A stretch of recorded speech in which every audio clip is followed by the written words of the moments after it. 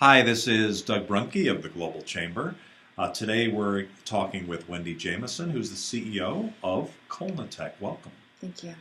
Really appreciate all the guidance you've given us on your international journey. You've obviously been very successful.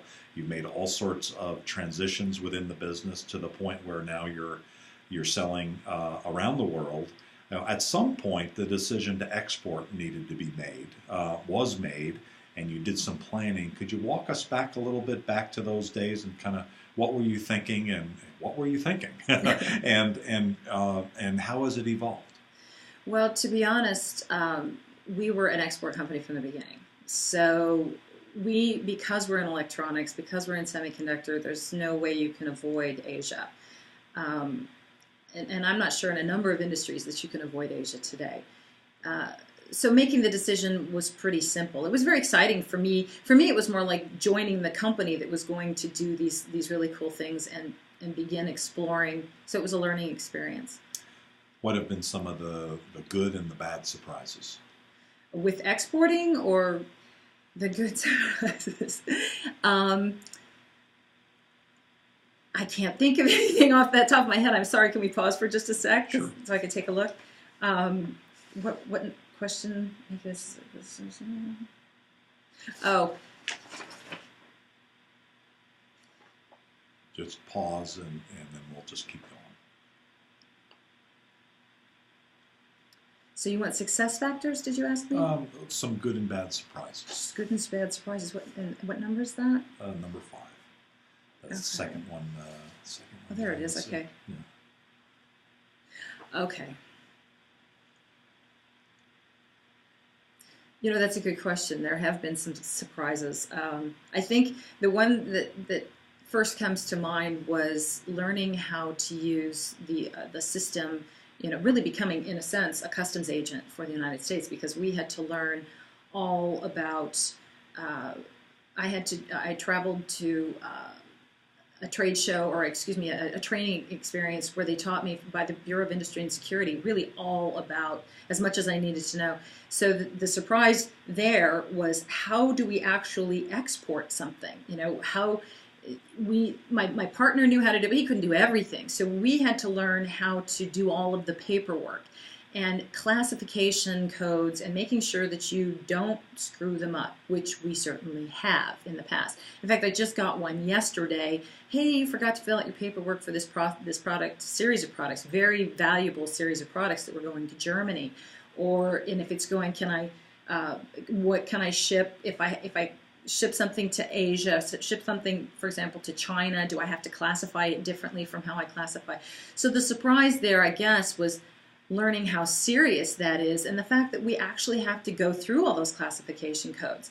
And there was a time, one really good example of a bad experience was one of our employees had forgotten to reverse the charges on a shipment to Germany. So this was going to a CIGS thin film solar manufacturer. And it shipped over, and it didn't take long after they actually received it that they went under. They went bankrupt. So we ended up shipping them 2 separate times. She forgot to literally one little check mark to reverse the duties, and it ended up costing us about $1,800 in duties. So it was a costly mistake. We have made those mistakes at other times in preparing the paperwork, but we were always able to reverse the charges, get the charges back so that we weren't paying. It's much more expensive for us than it is for them, for us to export it than it is for them to import it. So you just have to be really, really careful, spend the time to learn how to fill out your documentation, how to classify your products.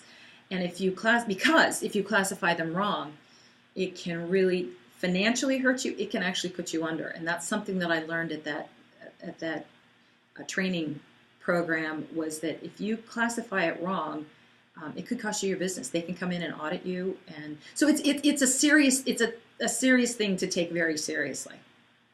Normally, companies after they've been successful, like Colnatech, they complain about 2 things. One is I should have done it earlier, and 2 is I could have done it better. So Doing it earlier is not a question. You knew right from the get-go. So Yeah. it's very unusual that you knew that this was going to be a global business. The other part then, doing it better. So if you had to do it over again, what would you have done differently? There are really a lot of things that I might have done differently. I can't go back in time, so I can't really change those things. I would advise other people to do, I've mentioned it about, I think in foundations when I was saying, hire slow, fire fast. The sooner you recognize that something isn't going to work, stop doing it. So stop using someone, fire them, get rid of them if they're not performing. And that sounds cold-hearted, but it's really necessary for the life of the business and for everybody else that's working there as well. I think the other thing that I would do differently is to stay a little bit more focused on, pick one product and build that product out. We were perhaps naive about the possibility of getting funding. We thought our market was bigger than it was. And then when we finally met with some people in capital acquisition, they're saying it's you need to. You won't. No one will even talk to you. No angel would even talk to you unless you have $100 million in potential sales. So, learning that whole process, getting to know our market, we kind of just dove right in. But perhaps that's just our personalities too. Dove in with and figured that we would flail a little bit, but we'd figure it out. We didn't ever really think that we would fail at anything. We thought that it would be a lot easier than it was. So I think that I would like to have narrowed it down to just a 4-product core as opposed to having so many products that we were developing simultaneously, diverted our time, diverted our resources. But yeah, staying focused and not being afraid to let go of people who weren't performing. I mean, you in a small business, they're like family, and you work with them, you see them all day long, you interact with them all day long, so they become your friends, but they aren't always what's best for the company, and separating the two is a tough thing, but a necessary thing to do. You can't grow too attached. Focus and people, two really key aspects. Really appreciate you sharing with us, Wendy. Follow Colmatech at colmatech.com. You can link in to them. You can follow them on Facebook at Colmatech, and you can follow them on Twitter. Yep. Wendy, thank you so much for your insights. Thank you, Doug.